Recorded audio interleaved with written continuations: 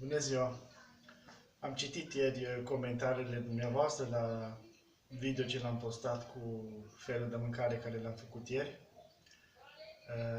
Vă mulțumesc pentru comentarii și Dumnezeu să vă binecuvinteze. Am văzut că v-a plăcut foarte mult ce am gătit și dacă tot trebuie să fac mâncare în fiecare zi la persoana care o îngrijesc,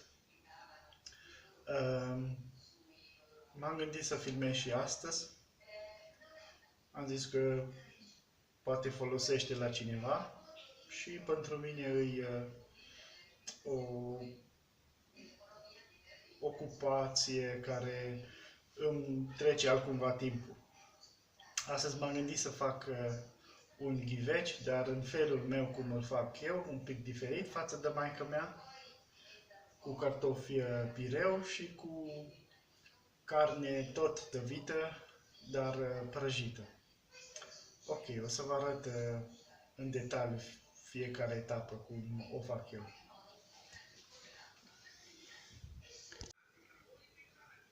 Pentru ghiveci o să iau legumele care se văd. Am 3 roșii, o ceapă, 2 ardei și un zucchini. Să văd legumele nu ca la noi la piață, la Arad. Sunt mai năcăjite, nu sunt așa cum trebuie să fie ele la țară. Și roșiile o să le decojesc. Nu-mi place coaja lor, e o coajă groasă care o să-i trebuiască foarte mult timp să se fiarbă. Ok, o să pregătesc legumele și o să vă arăt cum fac ghiveciul. Ok, aici am ingredientele pentru ghiveci și urmează să le cântărim, să vedem de fiecare fel cât avem. Am cântărit prima dată farfuria goală și acum o să ne arate cât avem. Deci aici îi 300 de grame de dovlecel sau zucchini. În cazul meu puteți să puneți dovlecel sau zucchini, părerea mea că sunt la fel. Aici avem ardei, aproape 200 de grame. Acum dumneavoastră puteți să puneți mai mult, mai puțin. Eu pun după gustul meu. Mie îmi place, de exemplu, ceapă foarte mult. Asta deci ceapă e 250 de grame. Și roșii sunt aproape 300 de grame. Ok. Aici am condimentele ce o să pun. O să pun toate după gust și o să pun pe parcurs. Aici am sare, piper, boia dulce, am ceva ierburi pentru mâncare și vegeta. Știu că toată lumea spune de vegeta. Este vegeta care vrea să pună bio, fără monoglutamat. În cazul meu asta e cu monoglutamat, că nu am fost atent când am cumpărat-o. Dar eu zic că dintr-o linguriță acum nu pățim nimica. Sunt destule chimicale care ne fac rău și habar n-avem că există. Aici am pus uleiul să se prăjească și adaug prima dată ceapa din suit.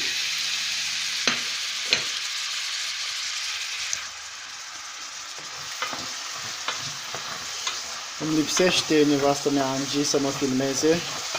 E foarte aiurea și să faci mâncare și să ții telefonul în mână.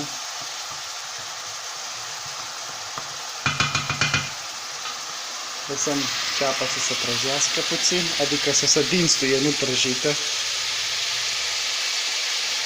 Și când a devenit așa sticloasă, o să adaug roșiile. Și după ce am adăugat roșiile, o să adaug și ardei. Aici am cartofii pentru pireu. O să vă arăt și cum fac pireu, dar toate așa treptat. Vedeți, ceapa începe să devină sticloasă.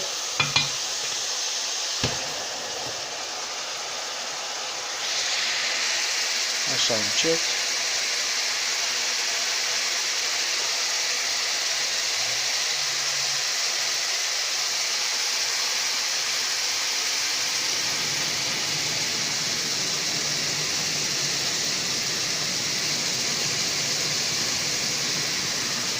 Amestecăm puțin.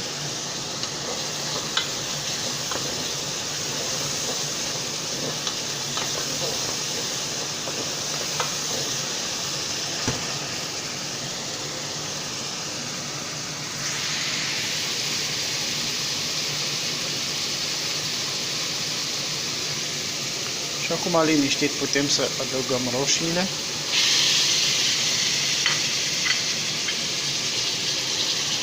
Roșiile astea, maică mea nici pe gratis nu le-ar folosi, sincer să vă spun, dar am luat ce am găsit.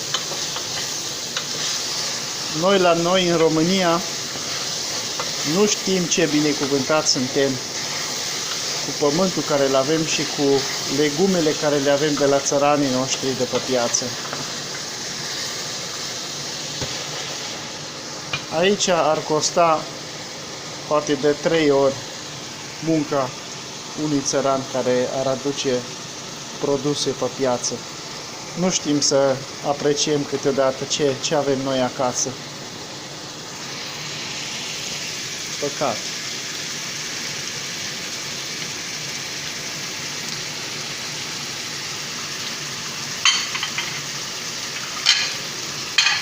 Ok, acum putem să punem și ardeiul.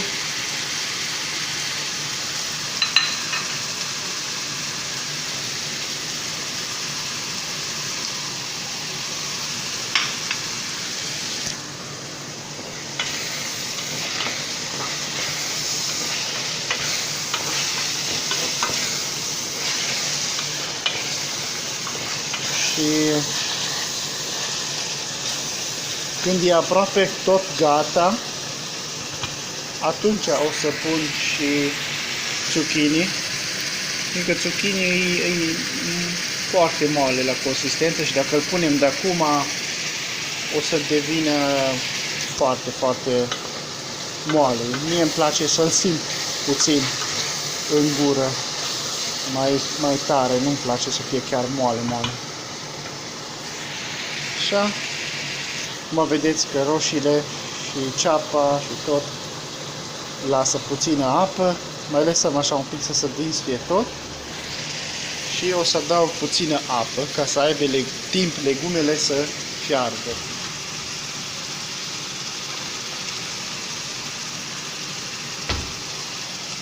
Puțină apă.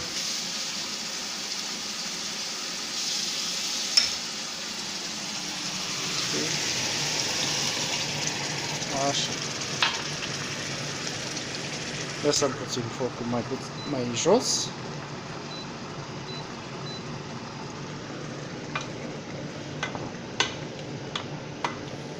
Așa, și acum poate să fiarbă la foc mic. Și treptat putem să adăugăm condimentele. Deci, la început pun o linguriță de sare.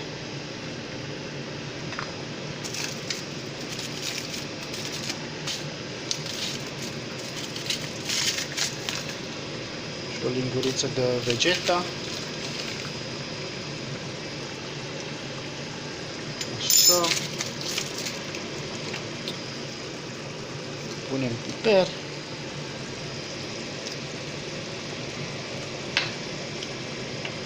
Punem boia.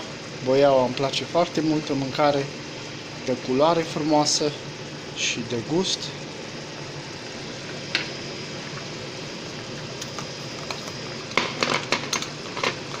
Deja miroase ghiveciul nostru foarte frumos. Am pus puțin de ierburi. Astea sunt niște ierburi, cam ce conține și vegeta. Stați puțin să fac cumva să se vadă mai bine. Nu știu, așa. Ok.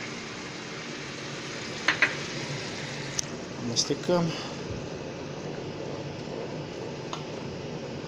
Să iasă un ghiveci foarte fain. Acum nu o să iasă el ca la mama acasă, sincer să vă spun, fiindcă nu avem roșiile care trebuie, ardeiul care trebuie, ceapa care trebuie, toate la noi au gust mai bun, mai natural, mai dulce, mai de casă.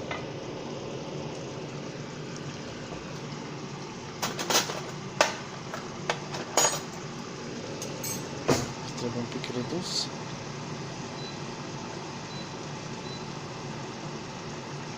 Ok, îl lăsăm să fiarbă. Acum ați văzut cum am procedat, îl lăsăm să fiarbă până scade apa și o să vă mai arăt. Aici am două bucăți de carne de vită, care am pus puțină sare pe ea și urmează să o prăjesc pe amândouă părți și după aia o să pun apă puțin până dă peste ea și o să mai pun și un usturoi deasupra și după ce o fiert e numai bine pentru servit. Foarte simplu și gustos. Și acum o prăjesc pe amândouă părți.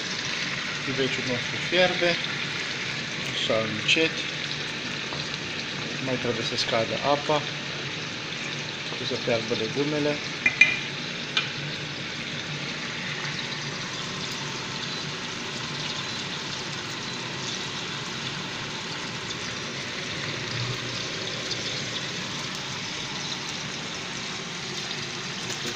De aici.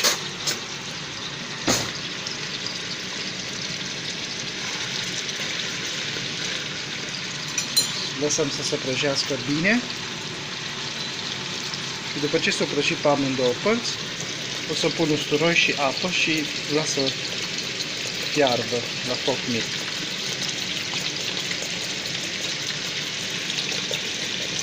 Am început deja să prăjească.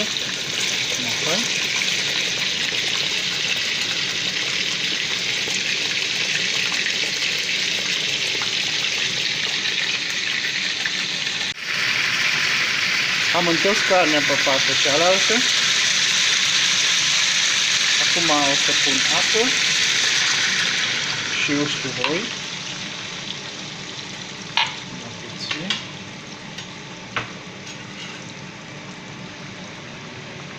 Așa. Usturoiul dă la carne o aromă foarte plăcută.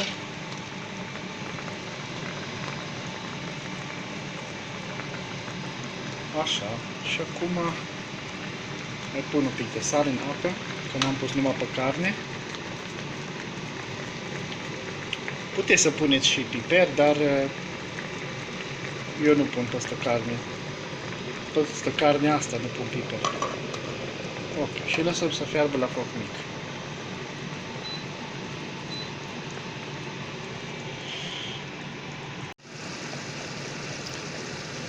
Dat focul puțin mai tare la ghiveci, apa începe să se lase, să devină cât mai puține, să evapore și acum, când e aproape gata, pun dovlecelul.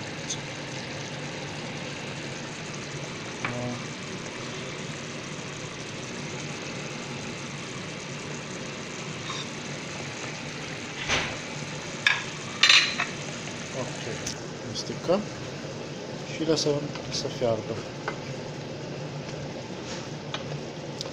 Nu știu dacă nu, ghiveciul ăsta la francez se numește ratatouille. Trebuie să mă uit, dar din câte știu eu așa se numește la ei.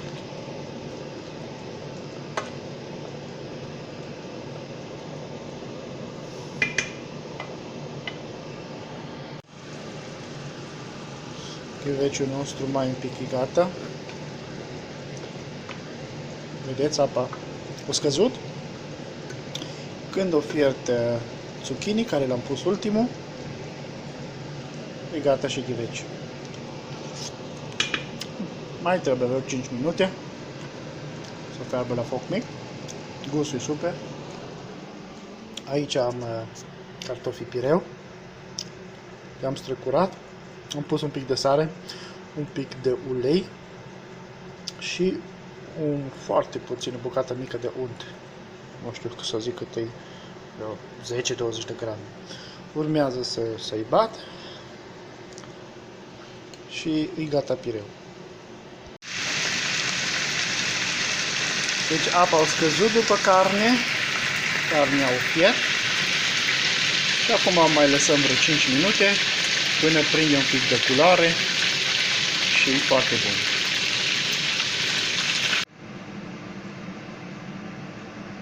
Așa arată farfuria pentru astăzi. După cum vedeți, carnea a prins culoare, ghiveciul numai bun de mâncat și pireul la fel. Poftă bună vă doresc și o zi binecuvântată de Domnul Iisus.